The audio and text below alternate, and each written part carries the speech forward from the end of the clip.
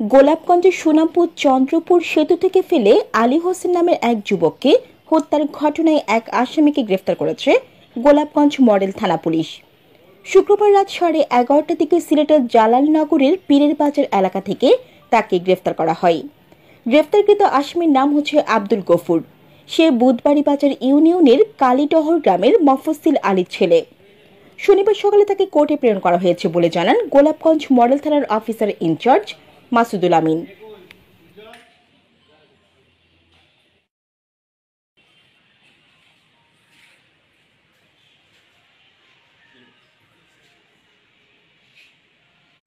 Golapganj model থানার মামলা নং 12 তারিখ 16/2/2024 খ্রিস্টাব্দ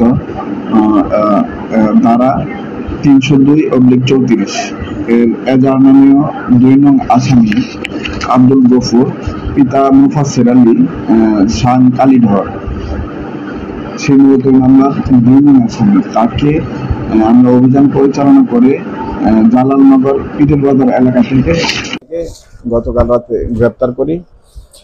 বাদীর ভাষ্যমতে সে হচ্ছে উস্কানিদাতা, যে আলী হোসেন নামে যে ছেলেটাকে মারা হয়েছিল সে মূলত উস্কানিদাতা। তো উস্কানিদাতা হিসেবে তাকে আমরা গ্রেপ্তার করেছি। সে মামলার এজার নামে 2 নং আসামি। তাকে আমরা আজকে বিজ্ঞ আদালতে প্রেরণ করব এবং রিমান্ড চাইবো। রিমান্ড নিয়ে তার কাছ থেকে বিস্তারিত তথ্য সংগ্রহের চেষ্টা করব।